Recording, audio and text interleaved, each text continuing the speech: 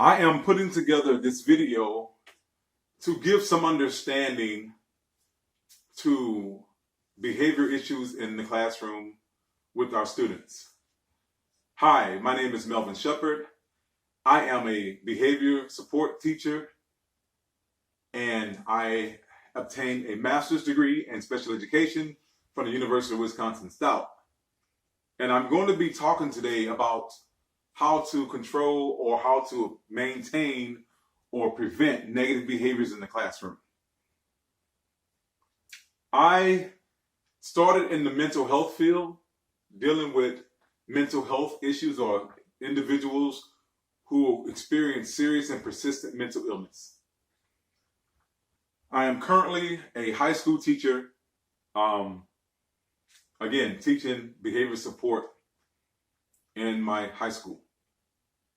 And first things first, in order to understand negative behaviors, we have to look at what's causing those behaviors.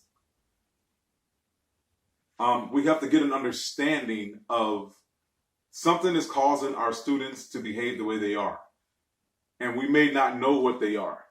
So we just go through the day reacting to those behaviors, which can cause burnout for teachers. Teachers, we're human too.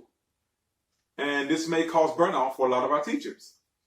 But if we try and proact to prevent those negative behaviors, it eliminates that sense of burnout, that fatigue, that tired feeling at the end of the day. It releases a lot of stress amongst teachers in the classroom. So first and foremost, just going to give you some idea of what I do as an educator when I'm dealing with students in my classroom. The first 2 weeks of school is used to build relationships, to understand my students, to get an understanding of what parents do at home, to get an idea of what they go through on a day-to-day basis. And first thing we do is we talk and we give expectations. We not only give expectations, but we show them how to follow those expectations. We don't give rules. Rules were made to be broken, as our students like to say. So we give expectations. It is hard, and we can't break expectations. We can not only meet those expectations, but it's our duty as teachers to show them how to meet those expectations.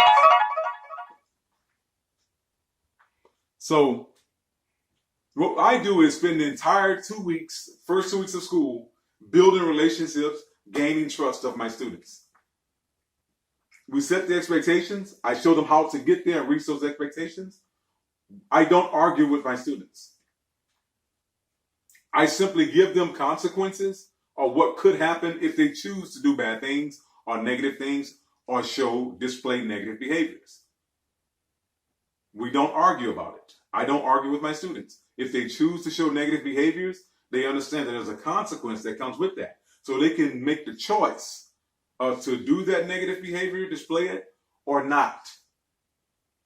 And they know the consequences. So there's no surprise about the consequences given regarding their negative behaviors they display. So they already know the expectations. They know consequences of displaying negative behaviors. And then we talk about basic needs. We go through basic needs probably the first 3 days, because I want to make sure they understand what basic needs are. And there's entire lesson built on basic needs. Abraham Maslow was a great philosopher, father of education, as they say. And his basic needs were, and I teach my students, food, shelter, safety, security.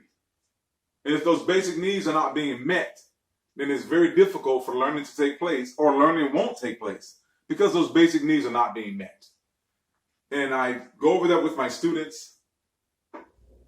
I tell it to them, I teach it to them, then I sort of involve them on a day-to-day basis about breakfast, about feeling safe, about having shelter, coming to school comfortable, not worried about being bullied, things of those nature. So we go over those things, and we take our time, and I answer questions about those things. Then I give a quiz on basic needs and what it means to have your basic needs met.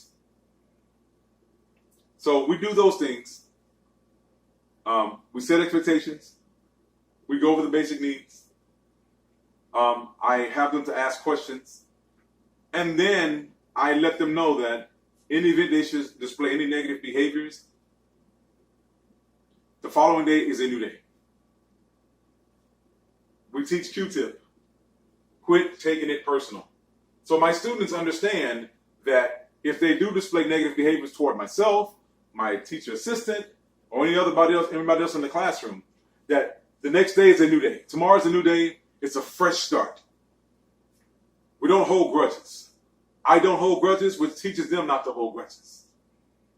Now, granted, children live what they learn.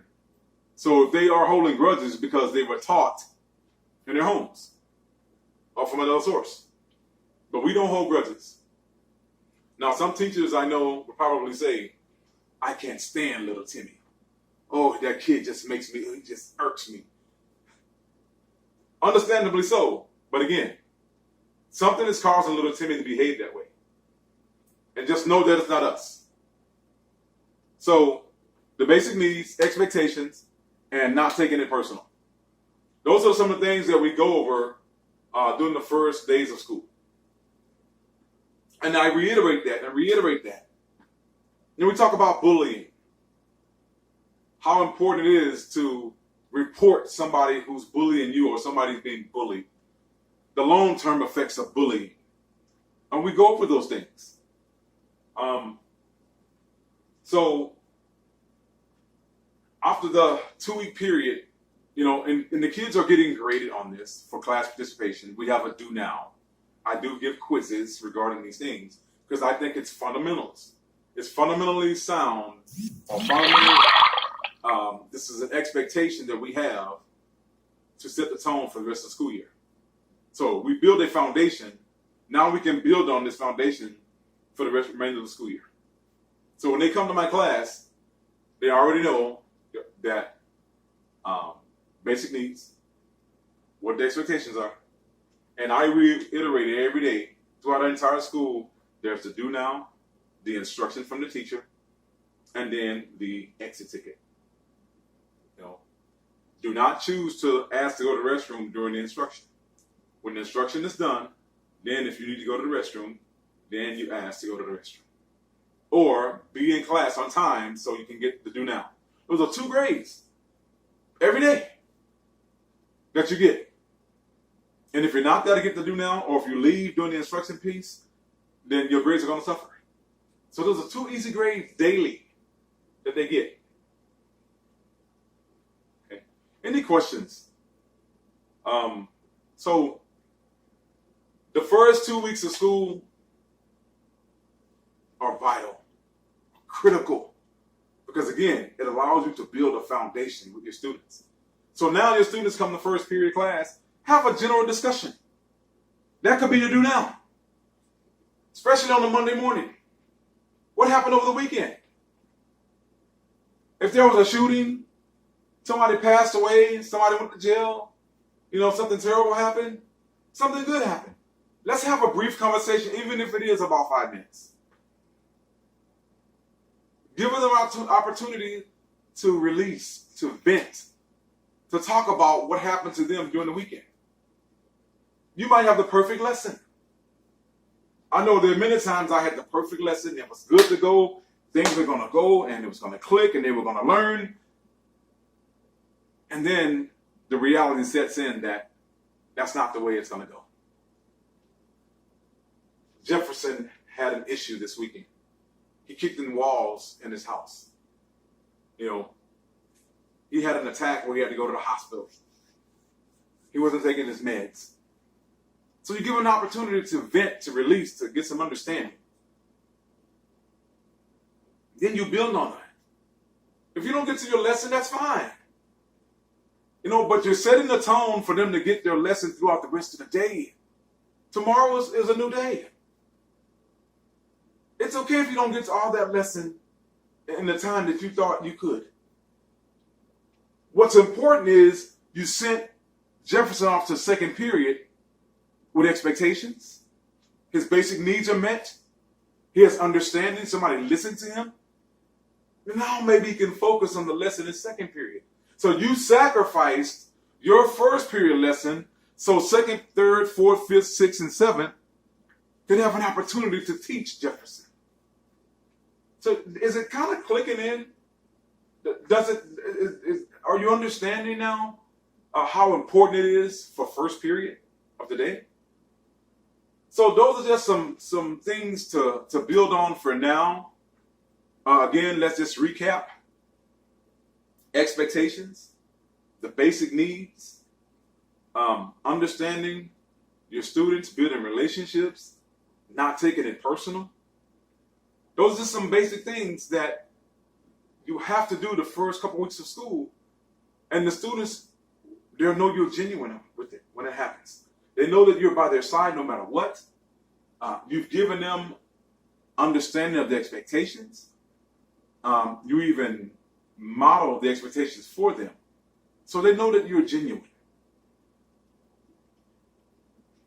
Thank you. This is part one of dealing with behaviors in the classroom.